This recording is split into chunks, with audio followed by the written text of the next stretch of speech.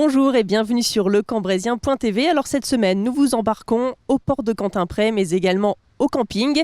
Et puis nous allons également vous parler de la nouvelle médiathèque, le laboratoire culturel qui va émerger, et d'autres chantiers aussi menés par la municipalité de Cambrai. Alors toutes les explications, c'est maintenant, et nous commençons d'abord par le réaménagement du port de Quentin-Pré. À tout de suite. Avec Laurent Vigneron, donc architecte chez Avalon Architecture, responsable donc de ce chantier de la médiathèque qui est le plus important de la ville en ce moment et certainement encore pour quelques mois. On a fait il y a quelques mois déjà un point sur ce chantier, mais on peut peut-être rappeler comment il a démarré, depuis quand. Oui, alors le chantier a démarré il y a presque 2 ans maintenant, avec d'abord un travail sur le bâtiment historique qui a été je dirais étalé sur tout le long de l'année dernière, au niveau de la charpente, de la couverture et des façades. Et puis donc fin d'année dernière, nous avons attaqué la préparation du sol de ce qu'on appelle la partie extension, qui comprend, je dirais, la zone de la médiathèque à proprement parler, puisque là, dans le bâtiment ancien, comme je le rappelle, on y trouvera l'accueil et les salles d'exposition, celle permanente du SIAP, du Centre d'interprétation de l'architecture et du patrimoine, et à l'étage, la salle des expositions temporaires. Donc voilà. Donc là, maintenant, on a attaqué cette phase. Il y a derrière nous, on voit les bâtiments. On va vous montrer quelques images, évidemment, de ce fabuleux chantier. Et on en est où aujourd'hui ? Alors actuellement, on a quasiment terminé l'ensemble des bétons, de l'ossature béton de l'extension. On vient de poser les derniers planchers sur la terrasse. Et à partir de maintenant, on va s'attaquer à refermer l'enveloppe. Donc en commençant par étancher la couverture, étancher les murs qui seront enterrés. Et on est en train de préparer actuellement la fabrication des grands ensembles verriers en aluminium qui vont refermer la façade à partir de septembre à peu près. Voilà. Donc après, on attaquera ce qu'on appelle le second œuvre. Oui. Alors, il y a d'autres travaux intermédiaires comme les réseaux de câblage, les réseaux de ventilation qui commencent à être installés dans les sous-sols. Justement, à ce propos, vous m'avez parlé un petit peu hors interview d'une nouvelle technique pour refroidir les bâtiments, comment on appelle ça exactement ? Oui, alors, on a tous connu cette chaleur ces derniers jours et il faut savoir que ce bâtiment-ci ne recevra pas une climatisation classique, puisqu'on est sur un bâtiment à haute qualité environnementale, donc on utilise des procédés naturels. Et en l'occurrence, ce qui est utilisé ici, ce sont des puits canadiens. Alors des puits canadiens, qu'est-ce que c'est ? Ce sont des gros tuyaux en fonte qui vont circuler sur une certaine longueur dans le sol. Donc l'air est pris d'un côté, refroidi au passage à travers des canalisations, et réinjecté dans le bâtiment via une centrale de traitement d'air, donc avec un air qui est refroidi aux alentours de 16-17 degrés, puisque c'est la température stable qu'on trouve dans les sous-sols, et c'est comme ça qu'on rafraîchira le bâtiment. Une nouvelle technique et en plus environnementale. Oui, environnementale, qui est saine, qui est économique puisqu'elle ne consomme pas d'énergie.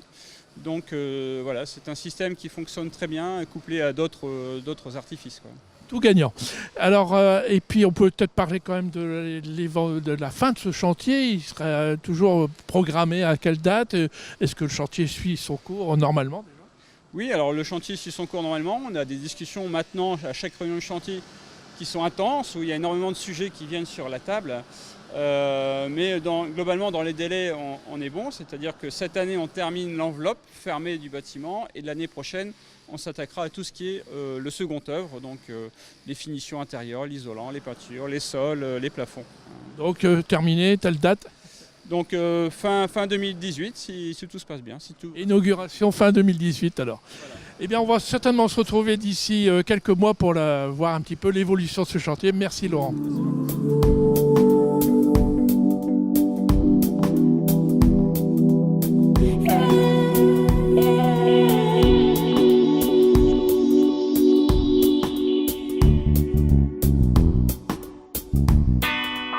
Alors parmi les chantiers que réalise actuellement la ville, il y a les travaux du port de Quentin-Pré pour moderniser cet endroit, le rendre aussi plus attrayant. Et pour nous en parler, Delphine Jouvenet, bonjour, vous êtes directrice de l'Office de tourisme. Bonjour Marine. Alors est-ce que vous pouvez nous présenter un petit peu ce qui se réalise ici ? Oui, donc actuellement nous avons, la ville a installé 7 catways, donc il y a une première tranche de travaux qui est terminée. Une deuxième tranche est prévue donc de l'autre côté du port.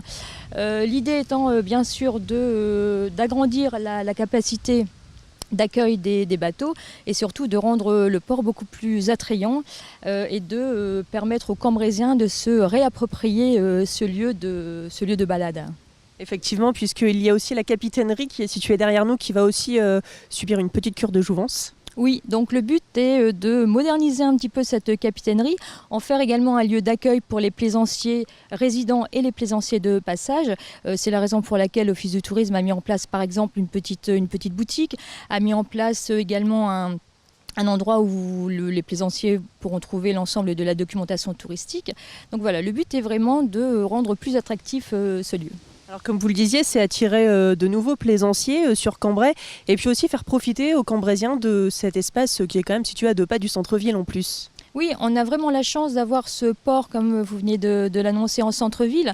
Les autres ports voisinants comme Douai, Saint-Amand ou même Valenciennes n'ont pas cette chance-là. Donc c'est aussi le rôle de l'Office du tourisme de présenter toute l'offre touristique et culturelle aux plaisanciers de passage, tout en sachant qu'en remontant la rue de Quentin-Pré, ils sont directement en centre-ville. Alors pour accueillir de nouveaux passagers, visiteurs dans la ville de Cambrai, quoi de mieux qu'aussi d'aller se pencher sur le camping que nous allons aller découvrir tout de suite.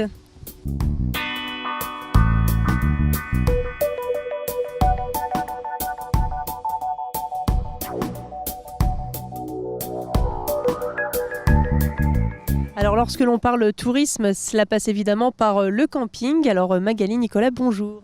Bonjour Marine. Donc vous êtes en charge du camping de la ville de Cambrai qui est désormais géré par l'Office de tourisme depuis janvier 2016, c'est bien cela ? Oui, tout à fait.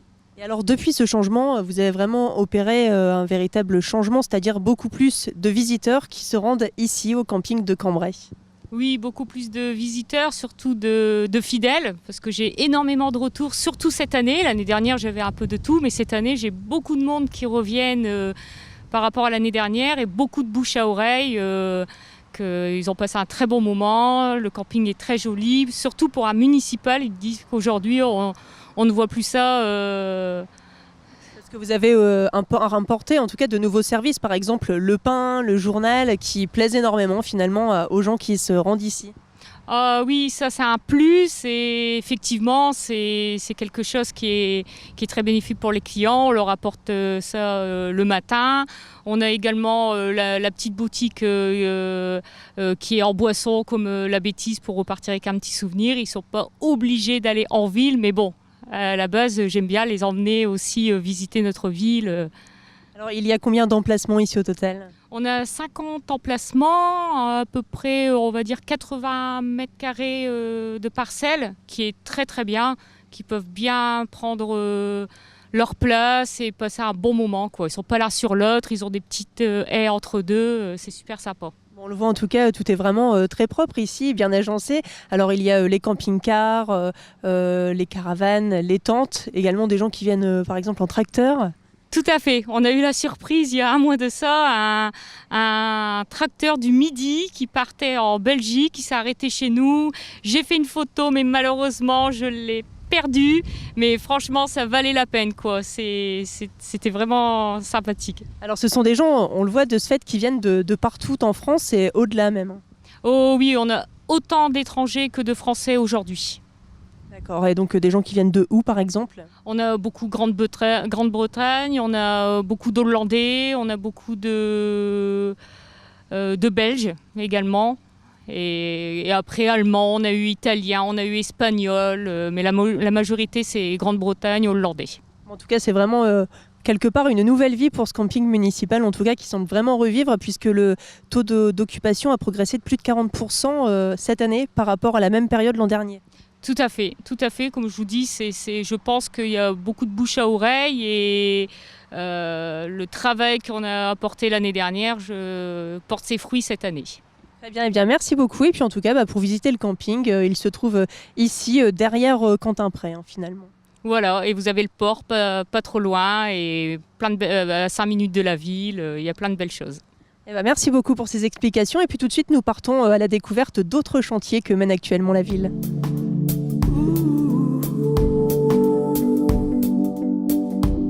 Et puis ici aussi, les services municipaux de la ville ont vraiment œuvré pour rendre une nouvelle beauté à cette salle du conseil municipal. De nouveaux lustres, notamment des nouvelles peintures également. Tout ça pour mettre en valeur ce lieu symbolique de la ville. D'autres travaux ont été menés aussi cette fois à l'extérieur, notamment rue de la Grande Justice. D'importants travaux de voirie, d'enfouissement de réseau et d'éclairage se sont donc terminés rue de la Grande Justice. Direction l'église Saint-Druon, cet édifice du quartier bien connu pour ses vitraux méritait aussi d'être rénové. Au début du printemps, les entreprises ont réalisé des travaux d'électricité et de peinture. Et tout de suite, nous passons à l'agenda de la semaine. À l'agenda de cette semaine, dans le cadre de la 2e édition des musicales de Cambrai, des rendez-vous à ne pas manquer avec la participation de 27 musiciens reconnus mondialement.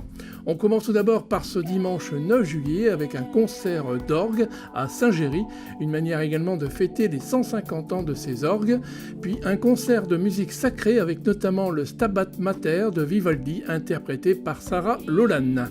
Mardi 11 juillet, le Quatuor Modigliani à 20h au Théâtre de Cambrai avec en particulier le soliste Pierre Génisson à la clarinette. Enfin, mercredi 12 juillet, concert de clôture de ce 2e festival de musique classique avec une surprise, une soirée jazz autour de la suite jazz de Claude Bolling où on retrouvera les artistes vedettes de ce festival avec en particulier Victor Villena au bandoneon et Emmanuel Rosfelder à la guitare.